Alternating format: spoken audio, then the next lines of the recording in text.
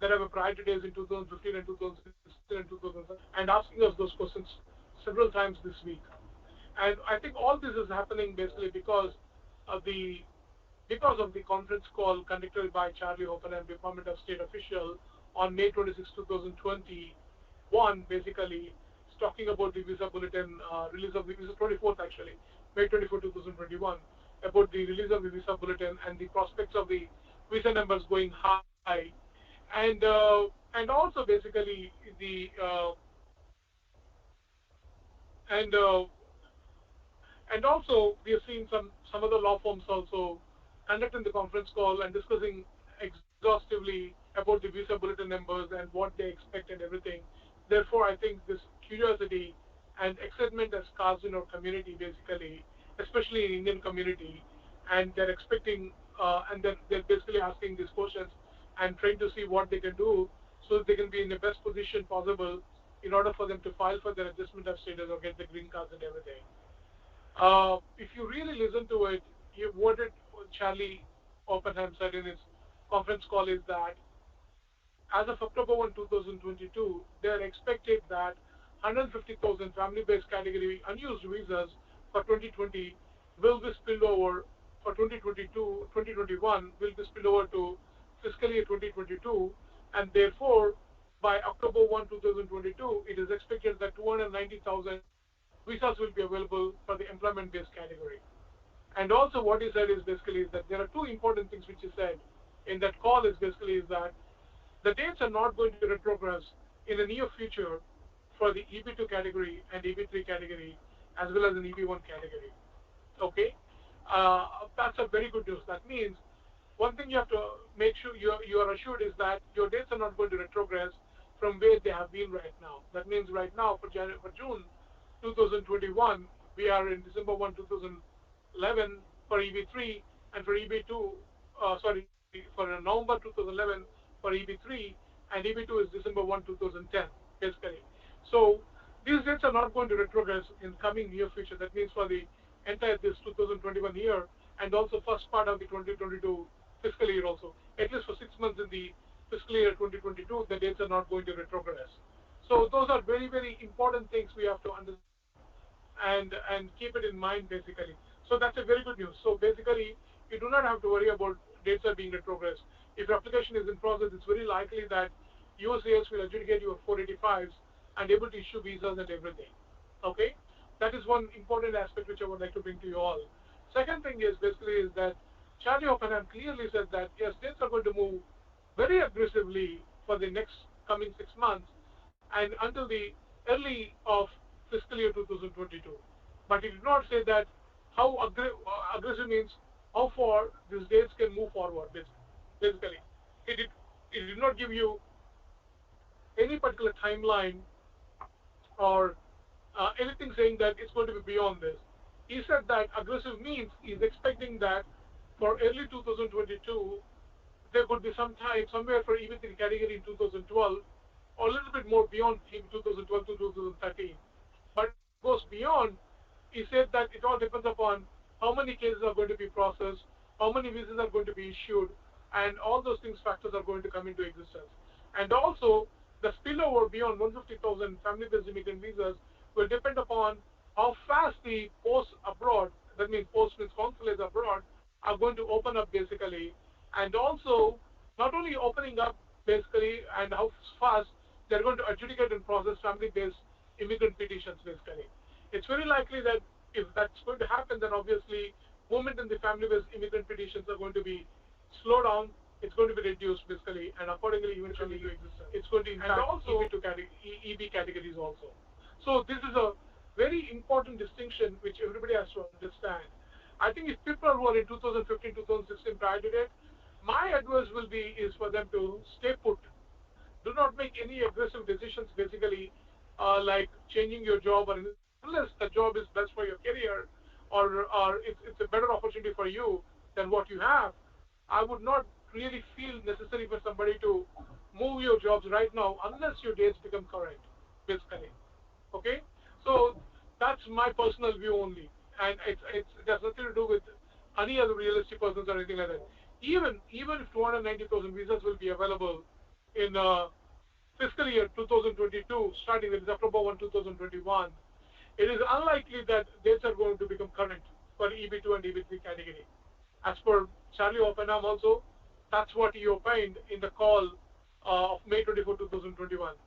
He is conducting these calls now every month. So again, prior to the release of the July 2021 visa bulletin, we hope we will hear from him. And basically, based upon the information that is available to him at the time, we will see exactly what he comments and how we can take a consideration to this. We can basically work on that and discuss more on that based upon that. You know, so what I'm trying to say basically to you all is that it's important that not I mean being it's good news that dates are not going to retrogress. They're going to aggressively move forward for EB2, EB3 category for Indian nationals, but we do not know how many cases will be adjudicated by the USCIS till that time, and also we do not know basically.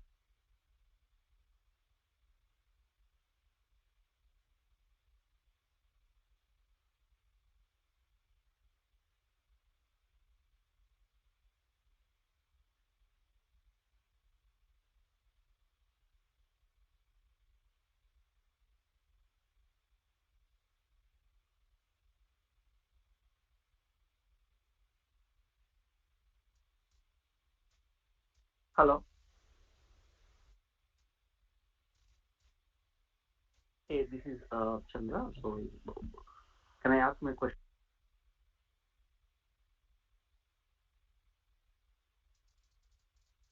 Thank you. Sorry, somehow my call got dropped again. We are sorry for that. And so we were talking about the what Charlie Hockenheim said and how the priority dates, the immigrant visa numbers will be available or not. He clearly mentioned in that basically that usually Department of State does not disclose how many immigrant visas have been utilized in a year. Basically, it looks like that there will be a lot of visas, significant number of immigrant visas will not be utilized in the fiscal year 2021 because the posts were not able to process those cases, or even the USCIS locally also not able to adjust those cases for people and able to issue the green cards for them, basically. So those are the things which I would like to bring to you all, keeping in mind. So if you have any questions about this situation, feel free to reach us. We are very happy to discuss in detail. As you all know, I did not provide the contact details from my firm, but however, I would like to provide one more time the contact details. Our our contact details basically is 703-496-7722, and our office number is 703-496-7722. Our email is bhanu at bbilawgroup.com. Our website is www.bbilawgroup.com. And as I said, there's nothing much other things or there any updates that are so significant where I can give an update prior to the Q&A session. And now we would like to start our Q&A. When could you please start Q&A, please? Q&A session has started.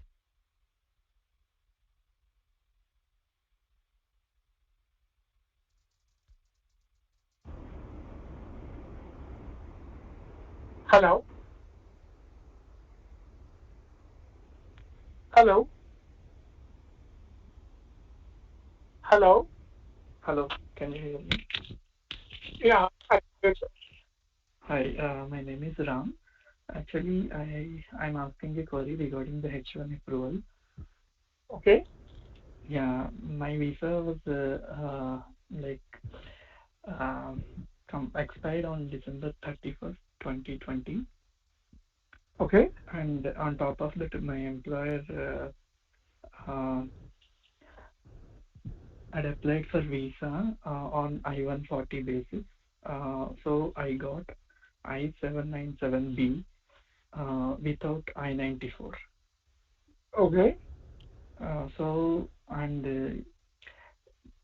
Since I have applied for an extension of stay, my status here is expired on May 18th. May 18th of 2021. 20. Yeah, so I'm currently out of status. and I think I need to depart the USA from as early as possible. My question is this to you, sir. Why Mhm. did you get? Why didn't you get an I-94? Why it was approved for consular processing? Uh, Initially, I requested my employer, like my family was in India, so I need to go and get it, my family. So can you please expedite or something? So I don't know what happened from the back end. I think he was talked to attorney and he did this. Like he was applied for I-797B, and there I am not sure actually what happened from the back end. Uh, so, but in the When, when did document, this? When did this decision has come, sir? this has come on 18th of, I mean, like I came to know a week back. Week back, basically. Uh, Yeah, and but you I stated came this to know went off. about I-94 everything 2 days back only. So I'm just traveling. I mean, like I'm just exploring the options. Is No, there no, no, no. anything I can? My question Yeah. is this to you, sir. When they applied your H-1B extension, basically, are you aware whether that this is not an extension they filed it for the consulate in the beginning? No, I really don't know. Sir, you need to talk to your attorney exactly what happens there. Basically, because if it's a mistake by the USCIS, then your attorney can open it on non-proton basis and see if you can get an extension of status approved identical for you in this country. But if it's a mistake by your attorney or by your firm or by you, then it's very, I mean, if it's a mistake by your attorney also, we can do that. But if it's a mistake by your company or by you, who basically only sought consular processing, then nobody can be blamed, basically for you being out of status from the date the decision has come. Okay, I do not know when the decision has come because you're not Okay, providing me the actually, exact details of he that. told me that the 180 days commence on May 18th, the date of decision. Okay, May 18th is the date the decision has come. Okay, Yeah. and when is your I-94 expired? Uh, I-94, I mean, like expired maybe by last December 2020, December 31st, 2020. That is my visa expired date. Sir, if that is your visa expiry date, Mm-hmm. are you sure? My only question is why you did not receive I-94. That is what surprises me. No, actually, Something is here you're not telling me, sir. even I'm not sure actually what exactly I need to tell. I'm not hiding anything. Even I want to know what exactly they did. Maybe my employer is hiding, or I want to know the things. I mean, like, but I directly contacted to my attorney, and he suggested me you will need to apply the consulate that has jurisdiction over the permanent address in India. You do not need to appear. I mean, like, for any location. I mean, in other than India, like that. Yeah, I And mean, the unfortunately, I think, mhm. sir, and with the, it's very difficult for me to assess your situation on this call. But okay. however, my advice will be is basically is this: because what you are telling me, you are no longer in status in the U.S. You have to depart ASAP to India. Oh yeah. Okay. Okay, okay. Yeah. Okay. Yeah. That's only the thing which I can tell you. You have to depart Sure. Sure. ASAP. Unfortunately. Oh. Okay. Okay. Yeah. Okay. Thank you. Yeah. There was another possibility. I mean, I have no idea exactly what else is happening in your case. You know. Oh, okay. Okay. I got Okay. it. Yeah. Right. Sir. Thank you. Right. Right. Right. Bye. Next Hey caller, Bhanu, please. This is Chandra. Thanks for Hi, helping Chandra. us to answer all your questions. So my question is, my priority date is 2015 October. I'm an EB2. I wanted to be ready with to downgrade. When I said downgrade, I wanted to apply parallelly for EB3 with the same firm. So what do you would advise? What is your takeaway? Can I?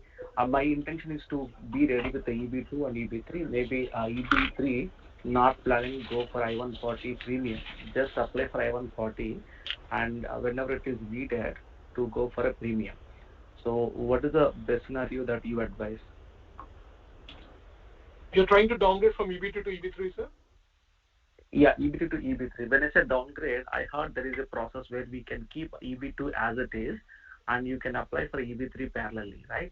I don't know what do you call it, a downgrade or parallel apply, parallelly apply a new case with It's existing actually called firm. duplicate. It's called a duplicate petition, basically, you know, Mm-hmm. and Mm-hmm. it's basically we call it as duplicate downgrade only to EB3. Okay, Mm-hmm. and you can do that, sir. I mean, you can do that. You don't have to file. Actually, the USS policy, as per the USS policy guidance, there is no premium processing available for downgrade or a duplicate I-140 petitions, basically. Okay, Mm-hmm. and sometimes USCIS in certain service centers like Texas Service Center, sometimes we have seen in some cases under the discretion of the officers, basically they are accepting premium processing for the downgrade cases, but not for every case. It is not mandatory that they have to accept for every case. It's a discretion of the officer entirely who will be going to handle your premium processing at the time. Okay, so only the way you can actually file, if you have to file as per the USS policy guidance, is regular processing only, not in premium processing, downgrade. Okay. Okay. So Okay. so keeping EB2 as it is and applying EB3, what do you call it? Is it a downgrade or applying a new It's category of EB3? it's a duplicate downgrade. Yeah, it's a duplicate It's a downgrade. Yeah. duplicate downgrade. But the term you call the Yeah. term you refer as downgrade. Usually in normal general people lingo, we call it as a downgrade petition. Okay. Downgrade petition. Okay. But that is going to be harm with the EB2 date, or is it going to be any problem with the employer? Generally, there should not be any issue. I mean, unless there is an inherent problem in the I-140, Mm-hmm. initial I-140 itself, which USS did not realize that at the time of adjudicating that petition. Generally, I don't see any problem basically for downgrading from I-1 EB1 EB2 I-140 to EB3 I-140. So we can have a parallelly once I-140 approved for EB3, which means that okay, EB2 and EB3 will have a both same date. Mm-hmm. Mm-hmm. Okay. That's correct. So what is your takeaway? So if I take that process and keep it ready by October 2021, so my name is 2015 October. So do you suggest to do it now, or I mean, what is your Sir, takeaway that? it is your matter of convenience, sir. Doing an EB3 I-140 is a matter of Mm-hmm. your convenience. If you think it's a good idea to do it, because if you hope that the dates are going to become current very soon, yeah, you can do it. If I were you, I won't spend money now. I mean, I'm an attorney. If you do it, if I'm an attorney, I'm making money. I'm very happy for that, right? Mm-hmm. That's a business for Correct. me, right? Correct. Mm-hmm. Uh, so it's a choice basically for you, right? But the And problem here I see is Bhanu Garu, the problem here I see is, I mean, when it comes current up, maybe okay, luckily or unluckily by 2021 October, and everybody is busy, okay, filing a 485, okay, and we see a huge okay, dates are moving on, right? October we're expecting. it won't So be. in that case, I don't think everybody it is will busy. be. It, don't worry, sir. I mean, sir, sir. Even if everybody is busy, everybody will be able to handle the work. Otherwise, they won't take the cases as attorneys, right? I mean, everybody has been busy, but we were able to handle the cases what we have taken, and we filed all those cases without any problem, right? So Yeah. the same thing. It will be the same thing like that basically. As I said, it's a matter of convenience and your comfortable level. If you think that it's good for you getting an EB3 downgrade I-140 right away, I think you should Mhm. go ahead and do it. I don't see any problem with it. Okay. Okay. Okay. And one last question, Bhanugar. Okay, I'm sorry for taking your more time. What is your takeaway? So when October 2021, do you think okay, at least the USIC will move final act not I mean filing dates 2015 end? Any predictions that you think? Filing dates. I'm not talking No, about final action dates. Filing dates. no. My prediction is, if somebody is telling that that's going to happen with USCIS, I would say it's very unlikely to happen. The reason why I would say that is, unless they hire additional workforce and they need additional resources, that means additional revenue for the purpose of providing wages and expenses or administrative costs to be taken off for the USCIS. Because of that, they don't have room to take more cases now. I think they have received more than 450 to 600,000 cases. They have received around 450,000 to 600,000 cases. That is what we're anticipating in October, November, and December for 485 cases, basically. Okay, including family members. If they have received that many cases, basically, first of all, they don't have enough room to take any more cases. See, as I believe you all are following Charlie Oppenheim and many other law firms, basically, were talking so loudly about this visa numbers availability, possibilities of aggressive movement of priority dates and everything, basically. And I think everybody is ignoring the fact that what Charlie said that is basically is that they they they it's, they do not know exactly how many cases USS will adjudicate also. Also, they don't have a habit of actually disclosing the numbers, actually how many migrant visa numbers have been actually utilized. And also third part which he said is basically is that the filing dates which they mentioned in the Department of State in the visa bulletin is basically is that it is for the matter of convenience for the purpose of consulates actually contacting the national visa centers to initiate or process the paperwork for somebody to apply for visas abroad, basically. For example, family-based immigrants or employment-based immigrants who are seeking visas abroad, then they're going to notify the national visa centers, basically, and the national visa centers actually will start collecting the paperwork, basically. So that's called consular processing, which we call it, basically. And for the purpose of that convenience, they're basically mentioning the filing dates. The same thing with the USCIS. He also clearly mentioned that it is the USCIS which has a discretion to consider the 485 filings based upon the final action dates or based upon the dates upon its discretion, basically. It's not mandatory that they have to follow it. And they are required to, they're providing those filing dates for the convenience purposes, how the consulates should act or should approach or should notify or should reach National Visa Center on a particular case that has been notified to them to issue visas for them, basically. Okay? So, as they received this many cases, as far as my knowledge is concerned, with my experience, 17 years of experience, I don't think USCIS has any room to accept the cases based upon the filing dates. As I said, these things are very fluid, but they don't disclose, they don't provide any data to the public, which is inaccurate, basically, which service center, how many cases they're handling, each service center they don't mention. They mention overall how many cases are pending with the USCIS, but not like this service center is handling this many cases, this service center is acting this many cases. They don't provide that data in detail, or at least I'm not, or at least I did not review any data like that in the past, basically. Therefore, it's very unlikely that USC is going to come back in near future and tell that they're going to accept 485 cases based upon the filing dates. So my advice will be always for everybody is, if any decision they make, right now, they should actually look into the final action dates, especially in the employment-based category. They should look into the final action dates, and based upon that, they should continue. As we all know that the EP1 category for Indian nationals is current, and it's going to remain current for the next fiscal year, entire 2022 fiscal year. And also what they said is there are a lot of unused EP1 category immigrant visas. Those visas will be spilled over to the EB2 category, basically. Okay?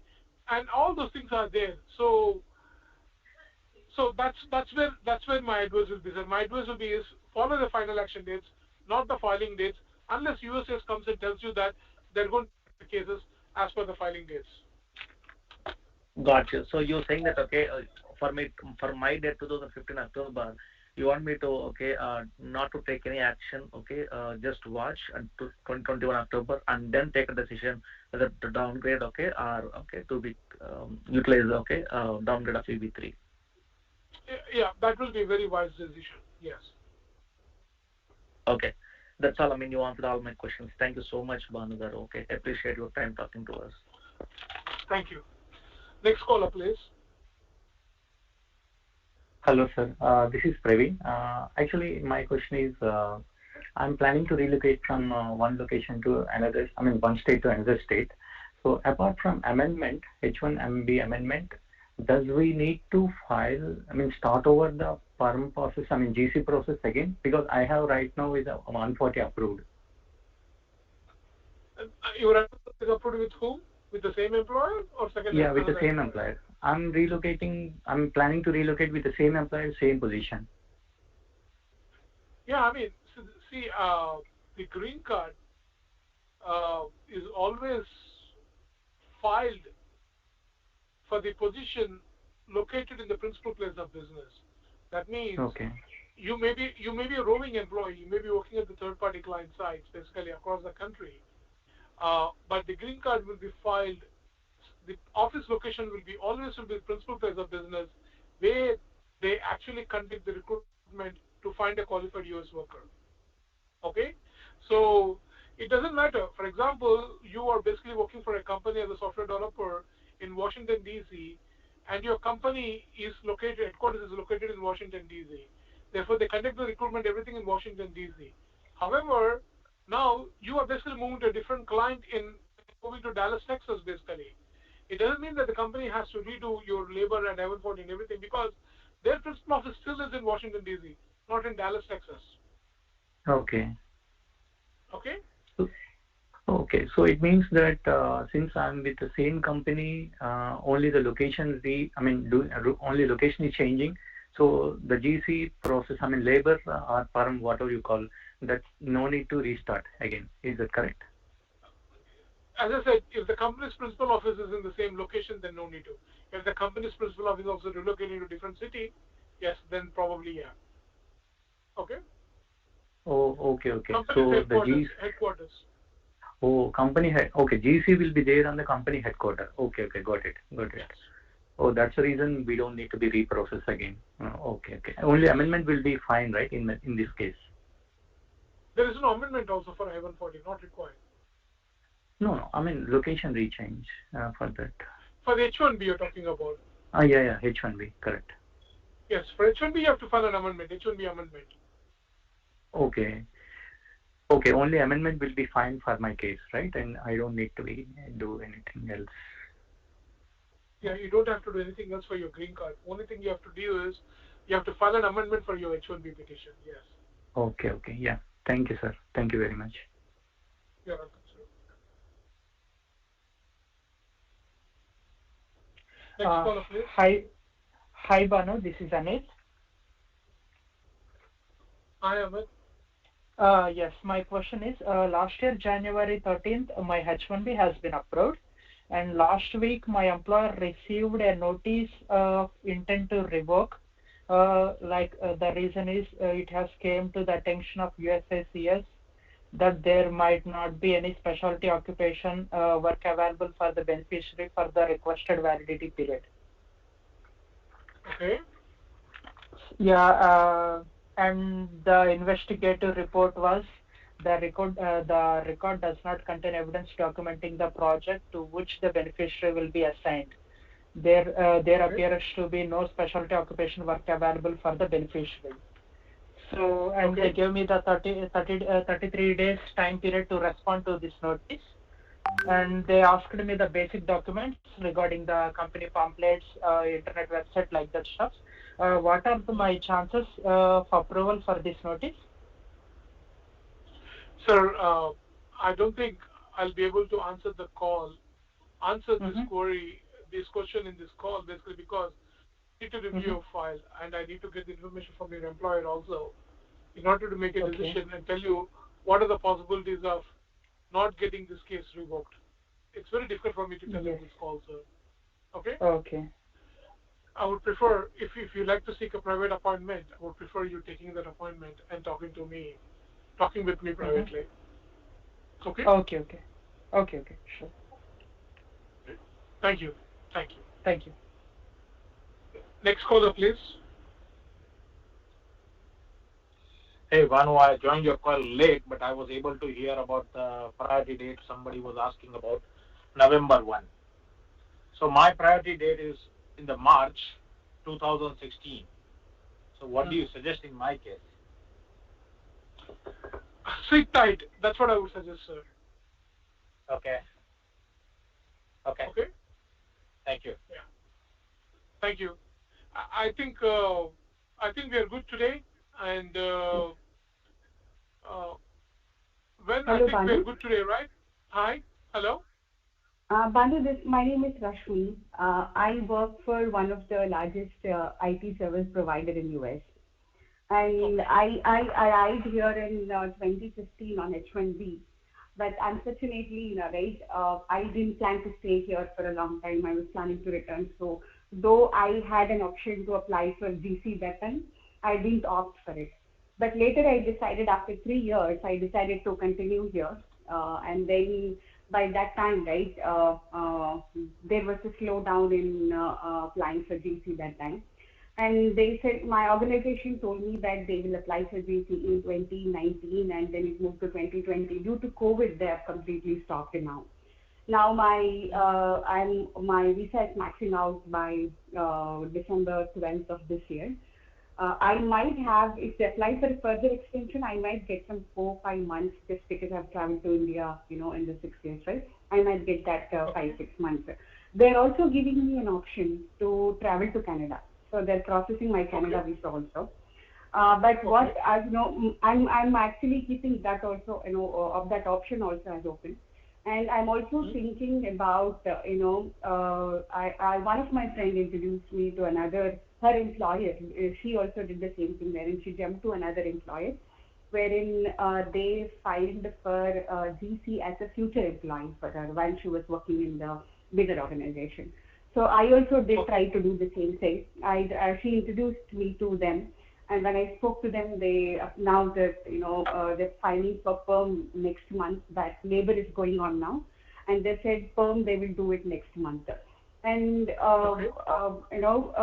what I'm thinking is I do not know what would be the best option for me. I'm just trying to explain everything so that you can advise me what would be the best one.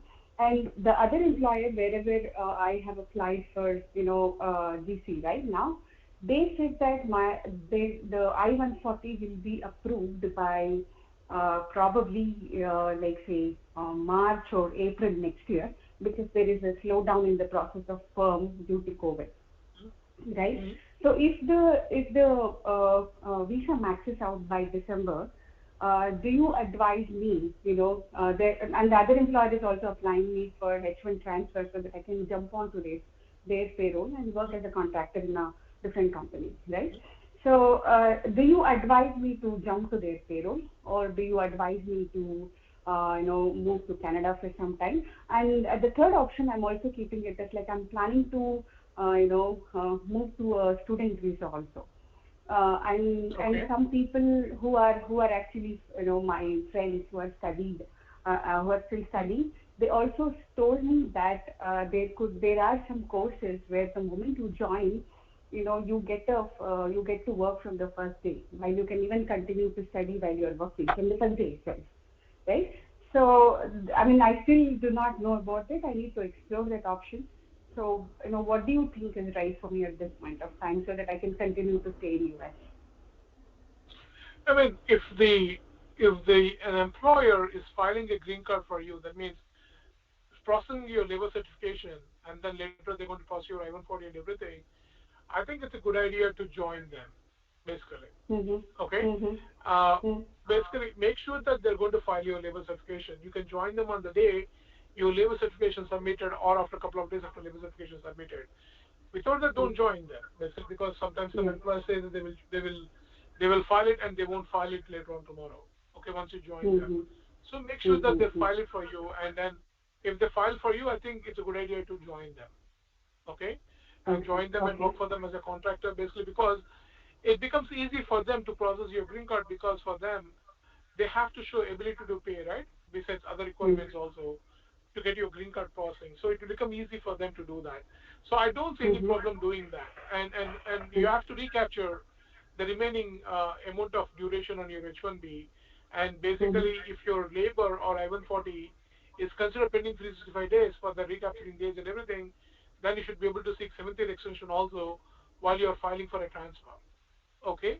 And or basically, as I said at the time, depending upon the situation, you can plan whether go to Canada or staying here and filing for a change of status to F1 or some other status which gives you a temporary relief until your I-140 is approved.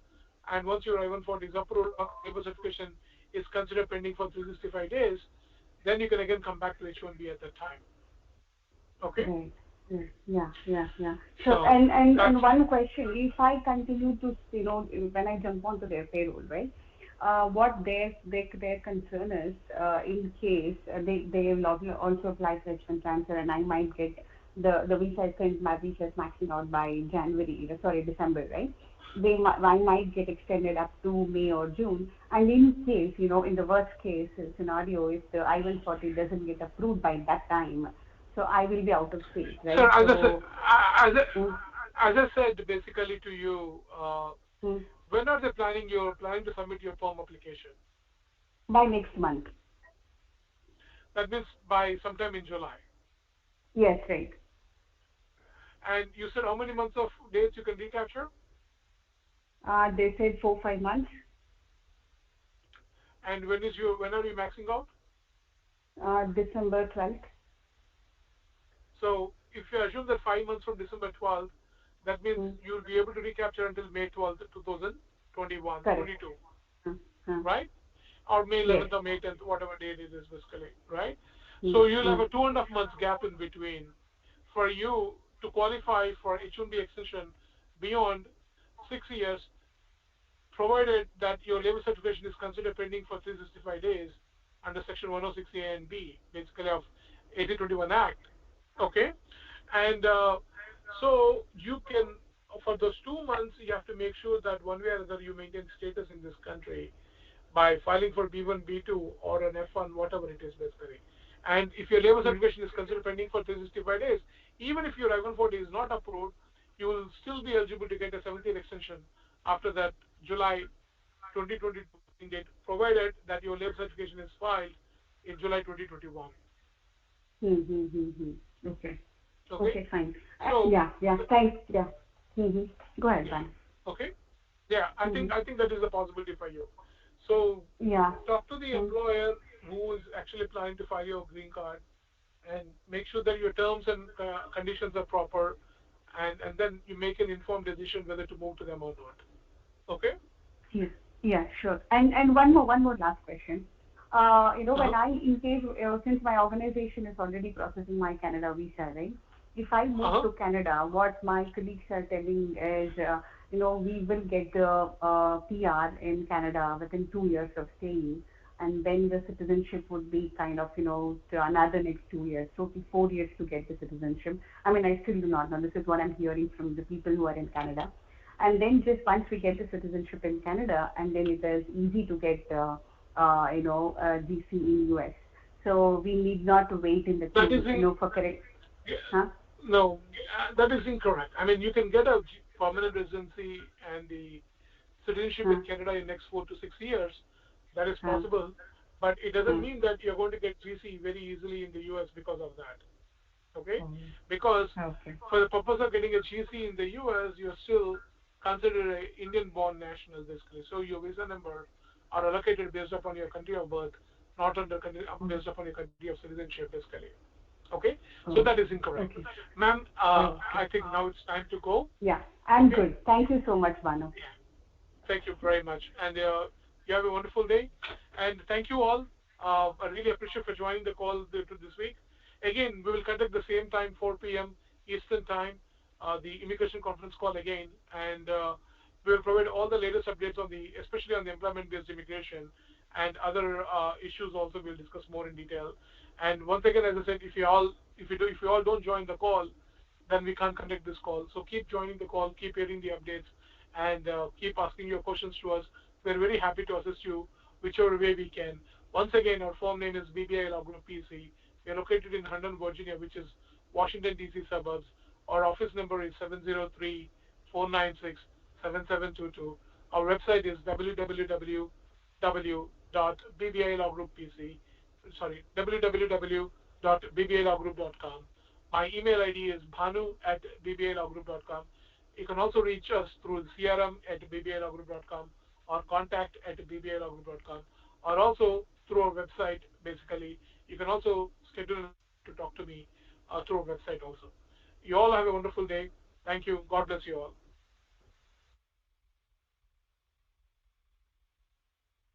Goodbye.